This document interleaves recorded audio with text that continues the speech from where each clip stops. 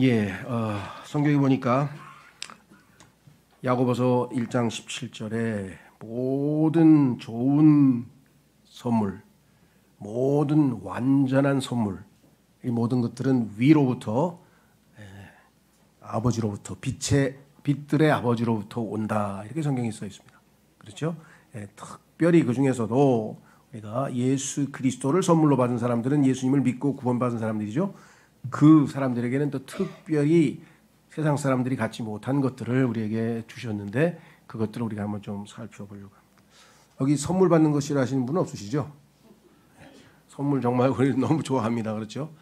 저도 그래서 선물이라고 하는 제목으로 설교를 하다 보니까 선물 받은 거 없나 했더니 최근에 또 그 뭐라 그러나요? 스승의 날이라 그래가지고 이 넥타이도 선물로 받았고요. 또 펜도 선물로 받았고, 보니까 시계도 선물로 받았고, 허리띠도 선물로 받았고. 그게 선물 너무 받아가지고 주는 것이 받는 것보다 더 복되다 그랬는데, 이게 받은 게 훨씬 많으니 고민이 되더라고요. 빨리 보완하기 위해서 더 복 받으려면 더 많이 줘야 되겠다. 하여간 그런 기회를 주시라고. 또 막 억지로 막 줄 수는 없는 거니까 하나님이 기회를 주셔야 되겠죠. 그래서 하여간 선물의 주체 되시는 예수 그리스도를 오늘 우리가 좀 만나보려고 합니다. 제가 그래서 이렇게 썼습니다.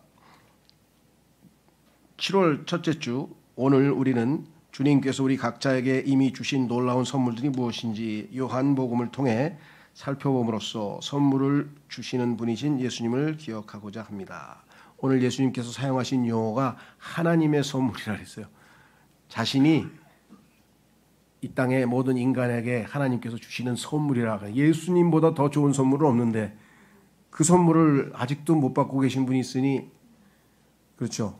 그 무슨 백화점이나 무슨 뭐 이런 데서 뭐 쿠폰 나눠준다 그러고 그냥 뭐 모닝런이라 그러나 뭐 새벽런이라 그러면 새벽같이 가가지고 줄 서가지고 그거 받으려고 하는 사람들이, 수고하고 무거운 짐진 자들아 다 내게로 오라, 내가 너에게 안식을 주리라. 그 선물 안 받으러 가는데 이상하죠? 하여간 참 여러분과 제가 그 선물을 받았다는 사실은 너무나 감격스럽고 너무나 감사하고요. 그 기쁨을 오늘 향유하고 누리고 감사하는 마음이 넘치는 하루가 됐으면 좋겠습니다. 자, 그래서 첫 번째는 살아있는 물. 옛날엔 생수라 그랬어요. 오늘 찬송에도 생수라 그랬는데 저에게는 개인적으로 살아있는 물이 좀 좋더라고요. 왜냐하면 생수 그러면 자꾸만 저기 CU나 편의점에서 파는 생수가 생각이 나가지고 근데 성경에서 생수라고 안 쓰고 살아있는 물 그러니까 조금 하여간 뭐 생수가 잘못됐던 건 아니고요. 생수가 됐던 뭐 또 생자가 살아있는 이란 뜻이니까 한문으로 써도 좋죠. 자, 그래서 살아있는 물 첫 번째, 오늘 주님 말씀하신 마태복음 4장 10절에 예수님께서 그녀에게 말씀하시기를 만일 내가 하나님의 선물을 알았다면 또 너에게 마실 것을 달라라고 말하는 이가 누구인지 알았다면 너는 그에게 구했을 것이요 그는 너에게 살아있는 물을 주었으리라 하셨느니라. 이 땅에서 제일 중요한 거는 이분이 하나님의 선물이신 예수 그리스도, 이분이 누구이신가, 이거를 알면 인생이 바뀌는 거죠. 그렇죠? 그래서 예수님께서 물어보셨잖아요. 사람들은 권력에 대해서 물어보고 정치에 대해서 물어보고 경제에 대해서 물어보고 철학에 대해서 물어보고 사상에 대해서 물어보고 막 서기관이 와서 물어보고 제사장이 와서 물어보고 막 예수님께 질문했는데 다 답변하셨어요. 이 빵끝도 못하고 그냥 놀래가지고 그 답변에 그 압도당한 그 사람들이 뒤로 물러서가지고 가만히 있을 때 예수님께서 내가 한 가지 물어볼게. 그리스도는 누구의 자손이냐? 그리스도가 누구냐? 내가 누구냐? 그렇게 물어봤죠. 유대인들은 뭐 좀 안다고 다윗의 자손이십니다. 답변은 잘했는데, 그런데 왜 다윗이 자기의 후손에게 나의 주라고 고백했을까? 그랬더니 답을 못하고 유대인들이 있었죠. 우리는 왜 그런지를 알고 있는 아주 참 특별한 복된 지식을 누렸는데요. 자, 그래서 누구인지 알았다면 너는 그에게 구했을 것이. 예수님이 누구인지 아니면 딴 데로 안 갑니다.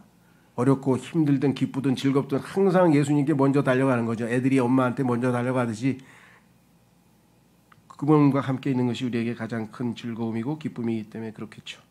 그에게 구하였을 것이요 그는 너에게 살아있는 물을 주었으리라 하셨느니라. 안타까운 것은 레위기 2장 13절에 보면 유대인들은 이 살아있는 물 대신 하나님을 버리고 마셔도 갈증이 해결이 안 되는 이상한 물들을 들이키고 있어요. 그래서 하나님께서 너무나 안타까워서 예레미야 2장 13절에서 이렇게 말씀하셨어요. 이는 나의 백성이 두 가지 악을 저질렀기 때문이니 그들이 살아있는 물들의 원천인 나를 저버린 것이요 살아있는 물들의 원천인 하나님을 저버린 것이요 자신들에게 저수조들을 파둔 것이니 깨져서 물을 전혀 저장할 수 없는 저수조들이다. 다 줄줄 새는 데다가 거기다 물을 저장하니 얼마나 어리석은 짓을 했는가. 또 예레미야 17장 13절에서 또 말씀하셨어요. 오 주여 이스라엘의 소망이여 당신을 저버리는 모든 자들은 부끄러워할 것이요 저에게서 떠나는 자들은 땅에 기록되리이다. 이는 그들이 살아있는 물들의 원천이신 주를 저버린 까닭이니이다. 살아계신 물들의 원천이신 주를 저버린 모든 자들이 얼마나 마지막에 영원한 비참한 삶을 비참한 인생이 마감될 것인지 한번 생각해 본다면 주님께서 왜 이렇게 반복해서 자신의 백성에게 이런 말씀을 하셨는지 기억이 나시죠? 그러나 이 물은 한 번 마시고 끝나는 게 아닙니다. 영원토록 우리의 뱃속에서 넘쳐 흘러난다고 주님께서 말씀하셨어요. 그래서 우리는 이것을 성령 충만이라고 하죠. 성령을 받은 것과 성령으로 충만한 건 다른 거죠. 그렇죠? 예. 그래서 나를 믿는 자는 성경 기록이 말씀하셨듯이 요한복음 7장 38절 그의 배에서 살아있는 물의 강들이 흐르리라. 저는 잘 모르겠습니다. 여러분들이 저희 교회에서 출간되는 책들을 읽는지 안 읽는지 저는 잘 몰라요. 근데 저희 교회에서 낸 최근에 얼마 안 된 가장 최근의 책 중에 하나가 성령 충만이라고 하는 책입니다. 제임스 낙스 목사님의 4번에 걸친 설교인데요. 한번 성령 충만, 다 성령 충만한가? 아닌 것 같으신 분들은 다 읽으시고요. 자, 그래서 우리는 두 번째로 갑니다. 생명. 이 생수는 가기 전에 두 번째로 가기 전에 이 생수 여러분들 찬송이 있잖아요, 그죠? 그 우물가의 여인처럼이라고 하는 유명한 찬송이 있잖아요. 예.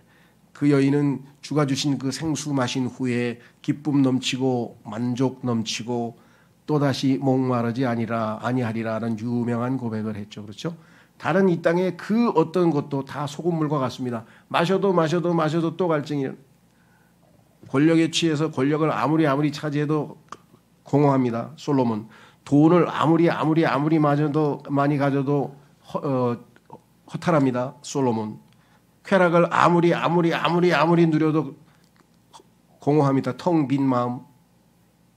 솔로몬 명예를 아무리 누려도 이 세상에서 좋다는 것 아무리 해도 솔로몬보다 더 많이 누릴 수는 없어요. 이 세상에서 다른 어떠한 사람들보다 이 모든 것들을 가장 최고로 누린 사람이 솔로몬입니다. 예. 제가 자세히 설명 안 해도 아시겠죠? 그런데 그 솔로몬의 마지막이 뭐예요? 예, 생수를 저버리고 솔로몬은 이런 것만 들이켰으니 헛되니 모든 것이 헛되도다. 공허하고 텅 비고 뻥 뚫리고 이런 이 공허한 마음, 허탈한 마음을 마지막 유언처럼 썼는데 12장밖에 안 되는 전도서에 39번을 얘기했어요. 근데 성경에서 39번은 저주의 수거든요. 13 곱하기 3. 참 희한해요. 딱 39번만 한 거 보면은 예. 자, 그래서 그가 참 마지막 인생의 비참한 그런 체험을 하고 후배 인간들에게 남기는 일종의 보고서잖아요. 그래서 저희 교회 그 전정욱 목사님이 쓰신 그 솔로몬의 인생 보고서라는 제목으로 우리가 전도서 강해를 냈잖아요. 그죠? 예, 그 세상에서 너무 푹 빠져 있는 사람한테는 그걸 선물하세요. 저는 제 친구들한테 벌써 다 하나씩 했어요. 솔로몬의 인생 보고서, 제 친구들도 다 70 됐으니까 이제 자기들도 인생 보고서 하나 써야 될 거 아니야. 하나님 앞에 가면 누구든지 다 1대1로 보고를 하도록 되어 있는 거 아니겠습니까? 자, 그래서 우리는 첫 번째 살아있는 물이신 예수님을 우리가 얻었다. 두 번째 좀 살벌하네요, 그죠? 플래시, 살덩어리.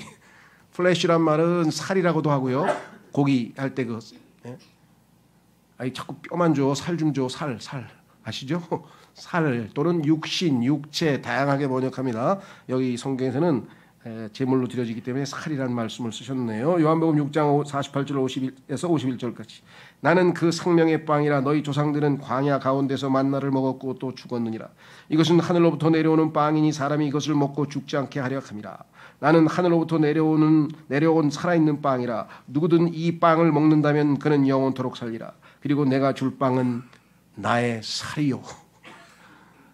유대인들이 깜짝 놀랐겠죠. 유대인들은 지금 영적인 얘기하고 육적인 얘기하고 뒤섞여서 예수님이 말씀하시니까 뭐가 뭔지를 막 왔다 갔다 하는 거예요. 다시 태어나 그러니까 그냥 유대인의 최고 석학이라는 사람이 아니 제가 나이가 몇 살인데 엄마 뱃속으로 또 들어갑니까? 영적인 출생에 대해 아무것도 모르는 거죠 지금. 예수님께서 또 물질적인 얘기를 하면은 또 고상하게 막 영적으로 갖다 돌려붙여가지고 뭘 좀 아는 것처럼 척하는 경우도 덜어 있어요. 반대도 있어요. 반대. 어쨌거나 중요한 것은 예수님께서 분명하게 말씀하셨습니다. 살을 주시겠다. 나는 세상의 생명을 위하여 그것을 주겠노라. 자, 히브리서 10장으로 가보시면 그것이 예수 그리스도의 몸이라고 하는 것을 우리가 확인해 볼 수 있습니다.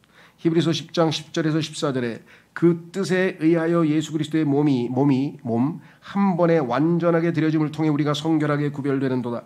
그리고 제사장마다 매일 서서 섬기며 동일한 희생제물들을 자주 바치지만 그것들은 죄들을 결코 제거할 수 없느니라. 그러나 이 사람은 죄들로 인한 하나의 희생제물을 친히 영원토록 바치신 뒤에 하나님의 오른편에 앉으셨느니라.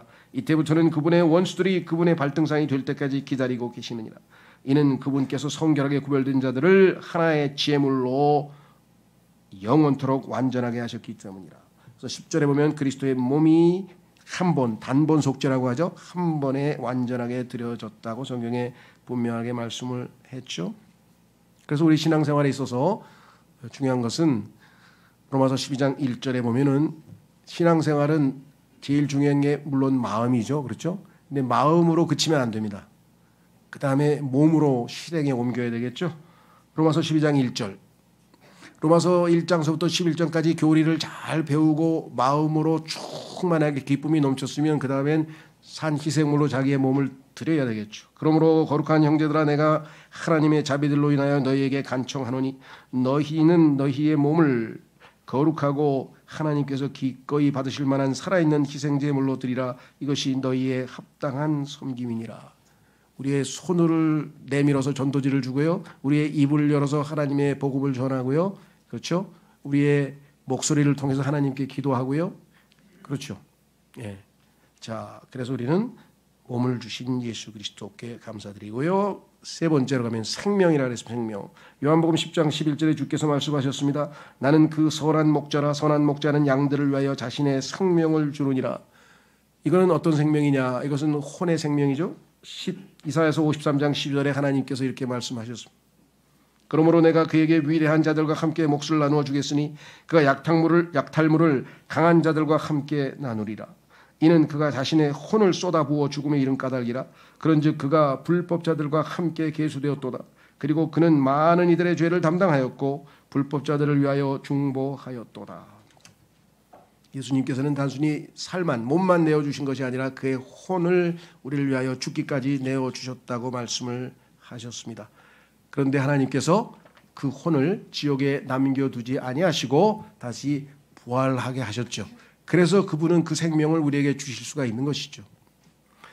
사도행전 2장 31절에 그가 이것을 미리 보고 그리스도의 부활에 관하여 전하였으니 곧 그의 혼이 지옥에 버려지지 아니하였고 그의 육체도 부패함을 보지 아니하였다는 것이라.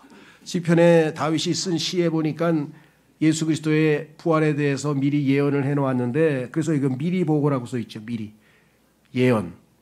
그가 다윗이 이것을 미리 보고 그리스도의 부활에 관하여 전하였으니 그의 혼이 지옥에 버려지지 아니하였고 예수님께서 지옥으로부터 올라오셨죠. 뿐만 아니라 그 돌무덤에 있던 육체도 우리처럼 죄된 피, 죄가 물들어 있는 그 피가 아니라 예수 그리스도의 피는 하나님의 피라 했죠. 썩지 않는 피. 그래서 그분의 육체도 부패되지 않았습니다. 그래서 온전한 몸으로 부활하셨죠.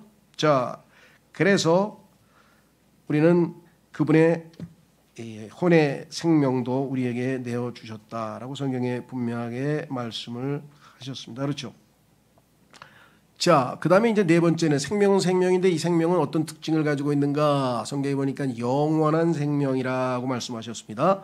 요한복음 10장 28절에 말씀하시기를 그리고 나는 그들에게 영생을 주노라. 그런즉 그들은 결코 멸망하지 아니할 것이요 아무도 나의 손에서 그들을 빼앗아 내지 못할 것이라. 요한복음 3장 16절 역시 영생에 대한 얘기인데 용어가 다릅니다. 용어가 이는 하나님께서 세상을 이처럼 사랑하셨기 때문에 그분께서 자신의 독생자를 주셨으니 누구든지 그를 믿는 자는 멸망하지 않고 다만 영원한 생명을 얻게 하려 하심이라. 영원한 생명하고 영생하고 이렇게 왜 구별되게 썼을까요? 그것은 할 수 없이 이 약간의 뉘앙스를 좀 살리기 위해서 그렇습니다. 자, 우리가 예수님 믿고 영생 얻었다. 우리 보통 이렇게 얘기하죠. 영원한 생명 얻었다. 그러면 대부분의 그리스도인들 아니면 세상 사람들도 그거 안 죽고 영원히 사는가 보구나. 이게 시간 개념입니다. 끝이 없이 죽지 않고 지속적인 생명, 보통 그런 시간적 개념으로 떠오르게 됩니다. 그렇죠? 그때는 성경에서 everlasting, 영원히 지속되는. 그러나 eternal life라고 했을 때에는 이거는 시간적 개념보다는 속성에 관한 겁니다. 속성. 그래서 하나님의 생명은 우리와 달리 eternal life인데 그 생명이 소위 말하면 하나님의 성품을 담고 있는 그러한 속성을 가지고 있죠. 자, 그래서 여기서 지금 영원한 생명은 everlasting life를 번역한 것이고요. 거기 앞에 있는 eternal life는 지금 우리가 금방 읽은 대로 영생이라고 했어요.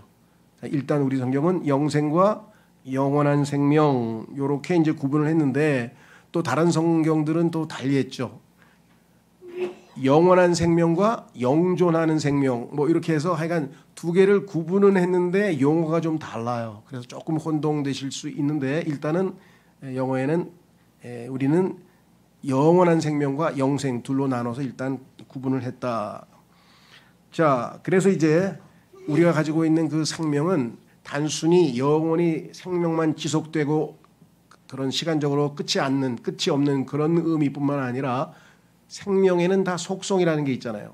그죠? 개 생명에는 개 속성이 있고 도둑이 오면 짖는다든가 주인이 오면 뭐 반긴다든가 뭐 등등등의 속성이 있잖아요. 그런 것처럼 하나님의 성품도 그 속성도 여기에 담겨져 있죠. 그 거룩한 하나님의 성품이 우리 안에서 계속해서 성장되고 표현되고 자라나고. 자, 그래서 요한복음 17장 3절 한 구절 찾겠습니다. 요한복음 17장 3절.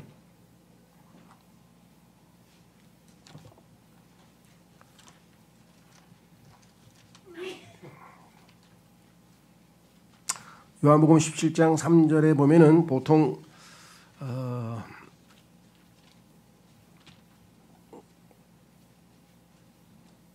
죄송합니다. 예.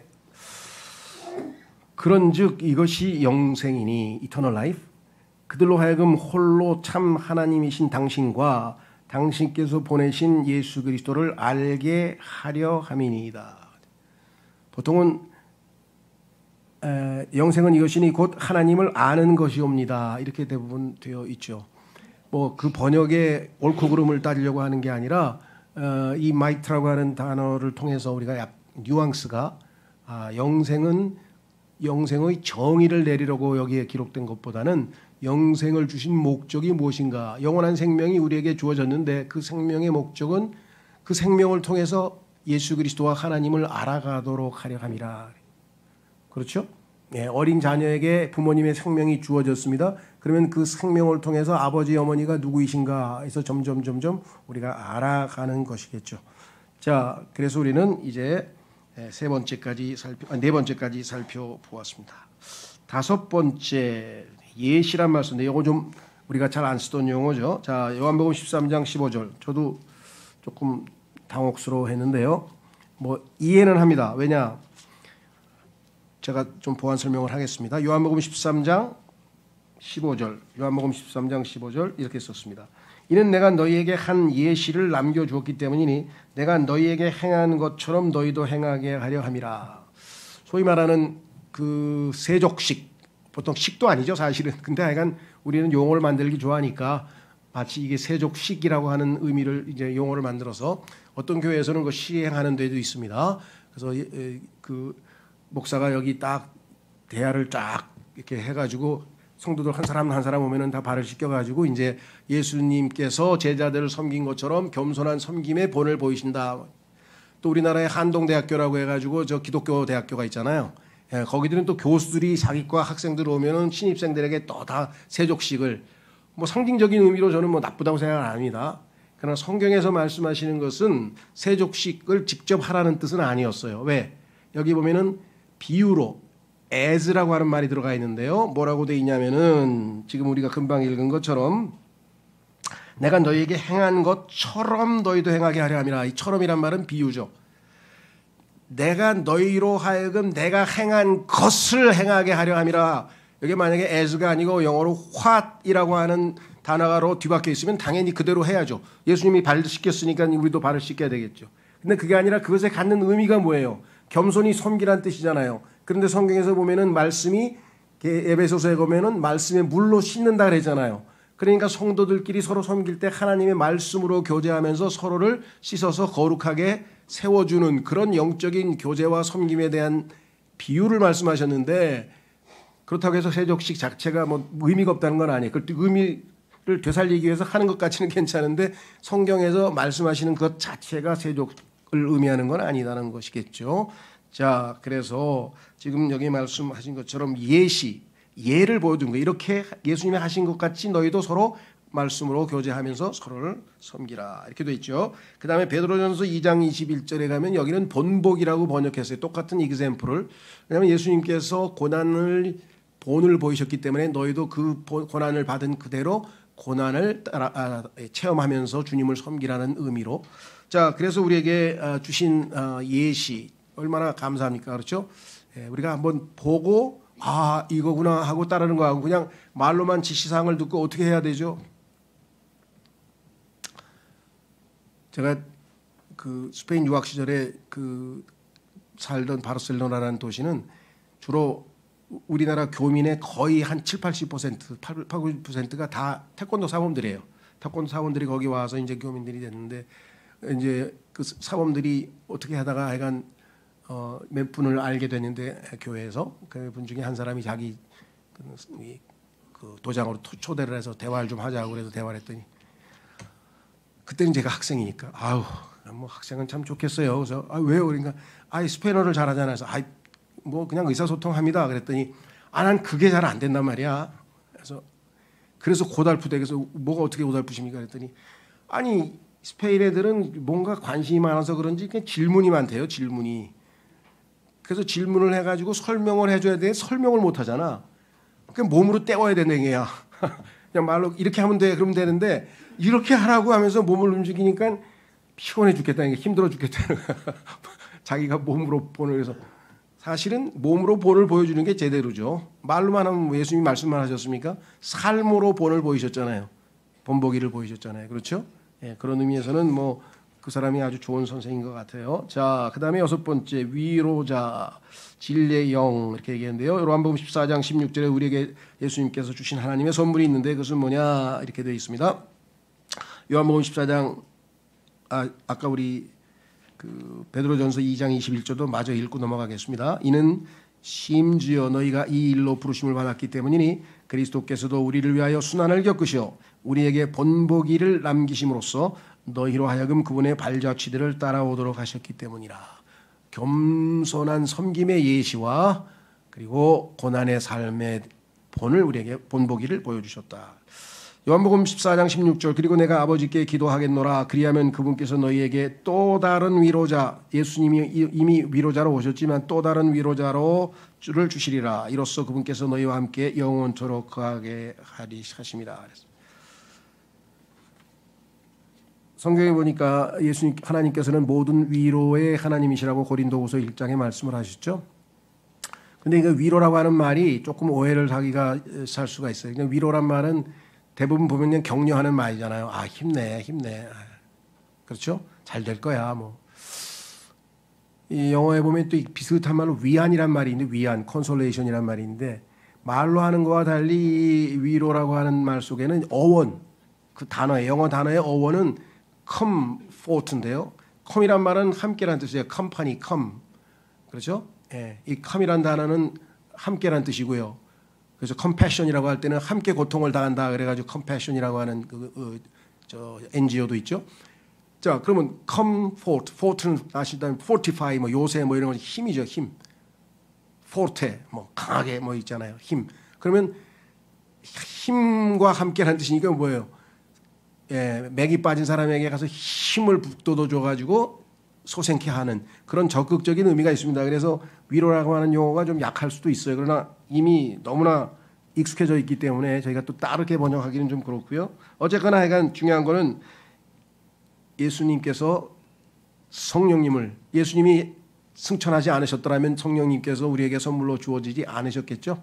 예, 그래서 성령님께서 우리를 단순히 말로만 힘내, 힘들겠지, 괜찮아, 뭐 이런 정도의 위안, 그걸 컨솔레이션, 위안 정도가 아니라 우리를 다시 fresh, refresh라는데 아주 신선하게 하면서 소생하게 해서 힘을 다시 북돋워 주시는 그분이 우리에게 와 있습니다.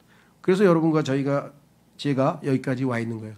성령님의 이 위로자이신 이분의 위로와 북돋움이 없었다면 우리가 오늘날 여기까지 와 있을 수는 없겠죠. 전도서 4장 1절에 말씀하시기를 그렇게 내가 다시 돌이켜 해 아래에서 행해지는 모든 압제들을 숙고하였도다. 그리하여 압제당한 자들의 눈물들을 보나니 그들에게는 위로자가 없었노라. 그리고 그들의 압제자들 편에는 권세가 있었노라. 그러나 그들에게는 위로자가 없었도다. 솔로몬이라고 하는 그 제국의 황제가 왕이 바라봤을 때조차도 자기의 그 태평성대에 사는 사람들조차도 위로자 없이 사는 비참한 사람들이 너무나 많아요. 여러분들 지금 뭐 전 세계가 지금 뭐 SNS로 다 뭐 또 방송으로 알지만 이 세상에서 편안하게 발 뻗고 자는 사람이 몇 퍼센트인 것 같습니까? 하루에 5만 명의 어린애가 굶어 죽는 이 세상에 유니세프 통계에 따르면 얼마나 많은 사람들이 집 없이 우리처럼 밤에 편안하게 발 뻗고 좋은 집에서 자는 사람이 이 세상에 몇 퍼센트 안 돼요, 여러분. 특권층 중에 특권층이에요, 우리가. 예, 그런데 또 뭐 헬조선이 여기가 왜 헬인가? 헬은 진짜 가봐야 알지. 여기 헬조선 아니에요. 하나님께서 정말 어떤 의미에서는 너무나 풍요로움 때문에 통계에 의하면 GDP가 2만 부를 넘어가면 그때부터 영적으로는 하염없이 하향 곡선을 걷는 것이 지금까지의 역사의 추세입니다. 법칙이에요. 우리도 지금 얼마나 영적으로는 사람들이 관심이 없고 둔감하고 사악한지를 우리가 매일매일 체험하고 살고 있습니다. 시편 23편 4절에 그 유명한 주님이 우리의 목자 되신다는 그 시편에서 진정 제가 사망의 그림자의 골짜기를 통과하여 걸을지라도 저는 어떤 악도 두려워하지 아니하겠나이다. 이는 당신께서 저와 함께 계시기 때문이니이다. 당신의 막대기와 당신의 지팡이 그것들이 저를 위로하나이다. 그것들이 저에게 힘을 북돋워 줍니다. 라고 하는 위대한 고백을 했습니다. 7번째로 예수 그리스도께서 우리에게 주신 선물은 하나님의 선물은 평안입니다. 평안. 요한복음 14장 27절에 내가 너희에게 평안을 남겨두노니 곧 내가 너희에게 주는 나의 평안이라. 이게 중요합니다. 예수님의 평안을 우리에게 주셔야 돼요. 우리의 평안은 거 얼마 안 가요. 예, 배터리가 금방 닳아가지고 조금 뭐 주머니에 돈도 좀 있고 뭐 건강하고 뭐 자식도 잘 되고 뭔가 좀 환경이 좋아지면 아주 평안하다가 뭐가 좀 출렁출렁되면 그 다음에 그냥 막 불안하고 막 지금 우리나라에서 제일 뜨는 그 의료 분야가 이 정신과 분야잖아요. 예. 환자들이 어마어마해. 앞으로도 여러분들 의사 되고 싶은 자녀들 있으면 다 정신과 가라 그러세요. 왜? 대한민국에 지금 5분의 1이 넘어요. 그러니까 5천만 중에서 1,035만 명이 혼자 살아요. 근데 하나님께서 뭐라 그랬습니까? 예, 그 남자가 혼자 있는 것은 좋지 않다. 혼자 있는 게 안 좋아요. 정신 건강에 안 좋습니다. 왜? 하나님께서는 아버지와 아들과 성령으로 삼위일체이시기 때문에 혼자 계신 적이 없어요. 하나님은 가장 만족하시고 가장 행복하시고 가장 좋으신 분이 하나님이신데 혼자 사는 것이 치명적으로 정신 건강에 안 좋습니다. 물론 귀찮으니까 집에서는 혼자 자지만 밖에 나가서 동호회도 가고 재밌게 놀겠죠. 뭐 그게 잘못됐다는 건 아닌데 어쨌거나 너무나 많은 사람들이 혼자 있어서 외로움 가운데 마음의 병을 앓고 있는 것은 너무나 분명한 사실인 것 같아요. 그래서 예수 그리스도께서 뭐라고 말씀하셨는가? 내가 너희에게 주는 나의 평안이라. 예수님이 소유하신 그 평안. 어떤 평안입니까? 폭풍우가 몰아칩니다. 지금 막 배가 위에 올라가다 내려가다 지금 곧 뒤집히질 직전인데 배 뒷전에서 편안하게 주무시고 계세요. 왜? 평안을 가지고 계시기 때문에. 예수님 자신이 우리의 평화라 그랬죠. 우리의 화평, 우리의 화평. 내가 너희에게 세상이 주는 것과 같지 않은 평안을 주노라. 너희의 마음이 근심하지 않게 하고 그 마음이 무서워하지도 않게 하라. 예수 그리스도께서 주신 이 평안, 이거 하나만으로도 정말 우리는 딴 거 바랄 것도 없잖아요. 이 세상 사람들이 마음을 좀 평안하게 가지려고 드리는 그 노력과 돈과 뭐 어마어마합니다. 뭐 상담, 교육, 뭐 지금 어마어마하죠. 근데 우리는 예수 그리스도께서 우리 안에 들어오셔서 My peace, 나의 평안이 되신 예수 그리스도를 우리 안에 모시고 있습니다. 뿐만 아니에요. 빌립보서 4장 6, 7절에서 실제적인 삶에서 우리에게 마음의 평강을 지켜주겠다. 아무 일에도 염려로 가득 차지 말라.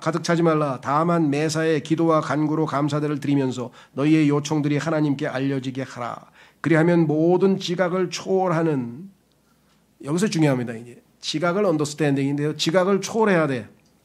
그리스도인의 좋지 않은 버릇 중에 하나는 이해를 하려고 그래.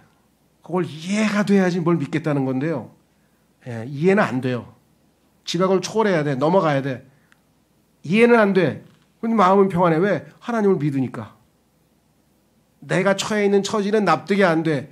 그런데 하나님이 나에게 해주신 그 선하심을 볼 때 하나님께서 나에게 허락하신 거니까 뭐예요? 하나님을 신뢰하는 마음 때문에 평안을 유지할 수가 있죠. 그래서 여기 말씀했습니다. 하나님의 평안이 그리스도 예수를 통하여 너희의 마음과 생각을 지키시리라. 하나님께서 그 평안으로 우리의 마음과 생각을 지키신다는 것, 얼마나 우리에게 귀한 복입니까? 일곱 번째 했군요. 8번째 말씀들. 자, 요한복음 17장 8절에 보시면 이렇게 말씀하셨어요. 이는 제가 당신께서 제게 주신 말씀들을 그들에게 주었기 때문이다. 그리고 그들이 그것들을 받아들였고 제가 당신께로부터 나왔음을 확실히 알았으며 그들이 당신께서 저를 보내신 것을 믿었나이다. 기도문이죠. 예수님의 하나님 제사장으로서의 기도문. 그 다음에 14절에도 또 이렇게 기도하셨어요. 제가 그들에게 당신의 말씀을 주었나이다. 그러자 세상이 그들을 증오하였나이다. 이는 바로 제가 세상에 속하지 아니한 것 같이 그들도 세상에 속하지 아니한 까닭이다. 하나님의 말씀에 대한 반응에 따라 세상에 속해 있는지 하나님께 속해 있는지 금방 알 수 있다는 거죠. 그렇죠? 성경에 따르면 말씀들, 구체적으로 성경에 나와 있는 단어들 하나하나를 얘기해서 복수로 쓰일 때가 있고 말씀 이렇게 단수로 쓰일 때도 있습니다. 말씀은 집합명사입니다. 성경을 말씀이라 그래요. 전체, 성경 한 권 전체를. 그렇죠? 그러나 그것은 말씀들, 구체적인 단어 하나하나로 우리에게 기록 주어져 있죠. 그래서 하나님의 말씀, 성경도 있지만 실제적으로 우리에게 말씀들이 하나하나 하나님의 말씀으로 우리에게 전달되어져야 되겠죠.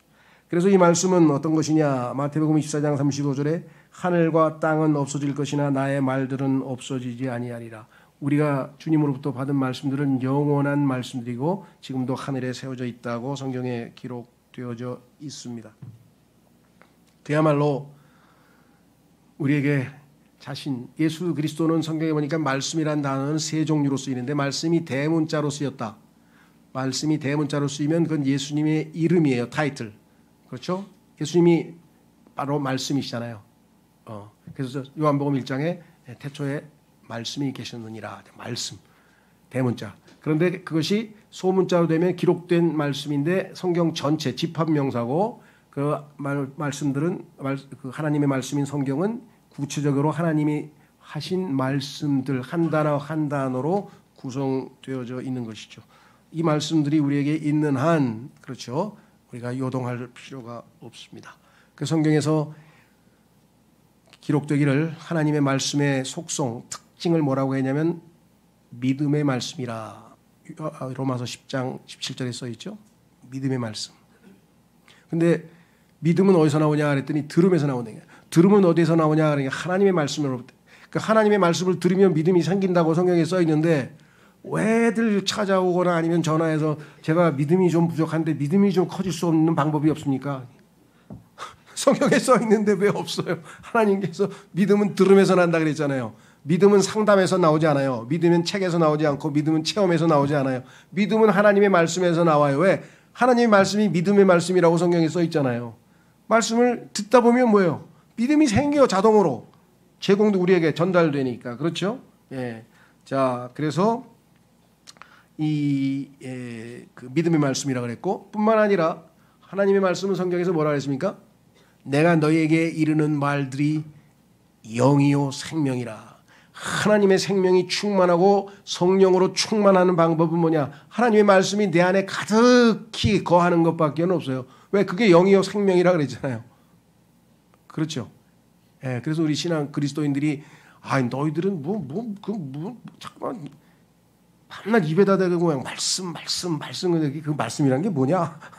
말씀에 대해서 우리는 알기 때문에 소중하기 때문에 자꾸 말씀이란 말이 입에 배어 있지만 그렇지 않은 사람이 들어보면 뭐 조상님 말씀 얘기하는 거야? 누구 말씀 얘기하는 거야? 우리는 하나님의 말씀, 왜? 믿음의 말씀이요, 영이요 생명의 말씀이요. 이 말씀이 얼마나 존귀한 것인지 우리를 회심시키고 우리에게 평안을 가져다주고. 시편 19편에 보면은요, 시간이 조금 내가 한번 찾아보죠. 시편 19편 여러분들이 이건 꼭 알아두셨다가 뭐 다 아시겠지만 하나님의 말씀이 가져다주는 유익이 거기 다 있어요.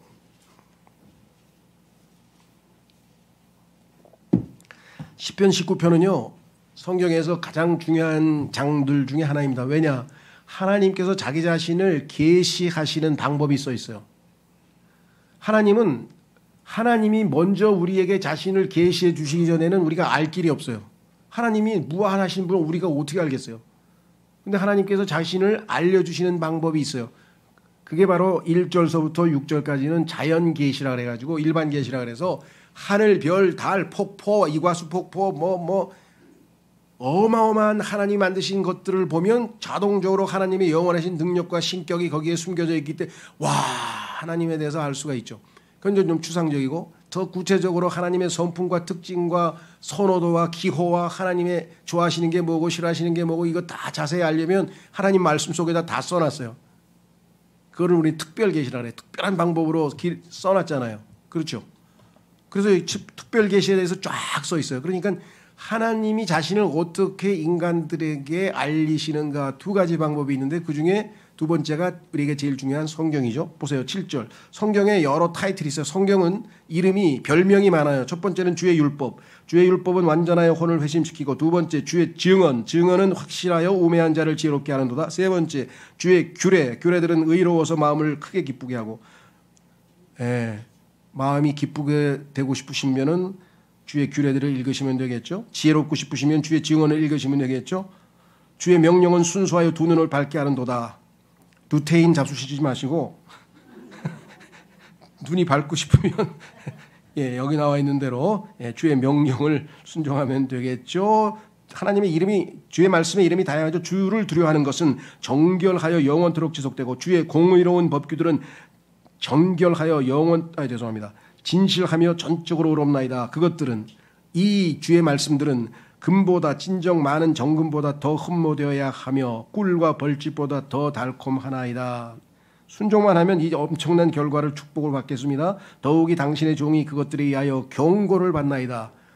좋은 것만 있는 게 아니고 때로는 막대기도 있죠. 사랑의 매도 있습니다. 경고를 받나이다. 또한 그것들을 지킴으로써 위대한 보상이 있나이다. 하나님의 말씀들, 이 엄청난 유익을 하나님의 말씀들로부터 우리가 얻을 수가 있는데 얼마나 말씀을 많이 듣습니까? 하루에 유튜브 10개 보는 사람은 최소 5개는 설교를 듣든지 성경 공부를 듣고요. 나머지 건강에 대한 정보도 딴 거는 좀 절반씩만 들으세요. 저한테 보내오시는데 뭐 어떻게 하면 건강해 좋고 어떻게 하면 건강해 좋고 막 이게 너무 많아가지고 그걸 어떻게 다 지켜. 아이고 안 봐요. 그래도 내 건강이 나빠져. 왜 두통이 생기는데. 그냥 하나님 말씀 설교 한 2개만 들으면 그냥 밝아지면서 기분이 영적으로 그냥 편해. 얼마나 좋아요. 자, 그래서 그리고 또 뭐 학생들은 영어 공부 따라 할 게 없어요. 저 영어 조금 잘은 못하는데 조금 하는 것 영어 설교 테이프 수천 개를 들었어요. 제가 러크한 박사, 제임스 낙스 목사 무슨 사무엘 거 그냥 운전하면서 하여간 종일 들은 게 그 말씀들이에요. 자, 그 다음에 그래서 24장 35절에 아까 읽었고요. 마지막 영광. 그렇습니다. 모든 사람이 죄를 지었으므로 하나님의 영광에 이르지 못하더니 로마서 3장 23절에 써 있잖아요. 영광을 한번 맛본 사람은 그걸 놓칠 수가 없어요. 그렇죠? 그 시상대에 올라가가지고 그 황영조 그 마라톤 금메달 탁 타고 그냥 그 영광스러운 모습, 그 맛을 어떻게 놓치겠어요, 그렇죠? 예수 그리스도께서 부활 승천하셔서 하나님의 왕자 우편에 보좌 우편에 딱 앉아 계시는 그 영광스러운 모습. 근데 성경에 보니까 그 영광을 우리에게도 주셨다고 성경에 써 있네요. 나는 받은 적이 없는데. 영광 받으셨어요? 여러분들 전 받았죠. 어떻게 알아요? 믿으니까. 예수님이 거짓말할 리가 없을 거 아니야. 뭐 어디 있는지 모르겠어. 내 영광이. 난 받았어. 왜? 주셨다 그랬는데 내가 안 받을 리는 없을 거 아니에요. 근데 성경에 답이 써 있어요. 곧 영광의 소망 너희 안에 계신 그리스도니. 골로새서 1장 20절 7절에 써 있잖아요. 예수님이 내 안에 계시면 영광의 소망이 나에 계시고 주님이 오시는 날 그 영광에 나도 참여하는 게 자동으로. 그렇죠? 성경 속에다 5만 원짜리 하나 넣고 당겨보세요. 5만 원짜리가 성경에 항상 붙어 있어요. 어딜 가나 성경 가는 곳에 5만 원짜리. 예수님 가는 곳에 나도 가는 거예요. 그분의 영광이 나도 그 영광에 왜? 주와 합하는 자는 한 영이니라. 고린도전서 6장 17절 말씀대로 나는 주와 한 영이 되었기 때문에 주님 가시는 곳에 나도 항상 가는 거겠죠. 자, 그래서 요한복음 17장 22절에 그리하여 당신께서 제게 주신 영광을 제가 그들에게 주었나이다. 주셨다고 분명히 기도하셨습니다. 이로써 우리가 하나인 것 같이 그들도 하나가 되게 하려는 것이고. 말씀 읽었죠? 로마서 3장 23절 이는 모든 사람이 죄를 지었기 때문에 하나님의 영광에 이르지 못하다가.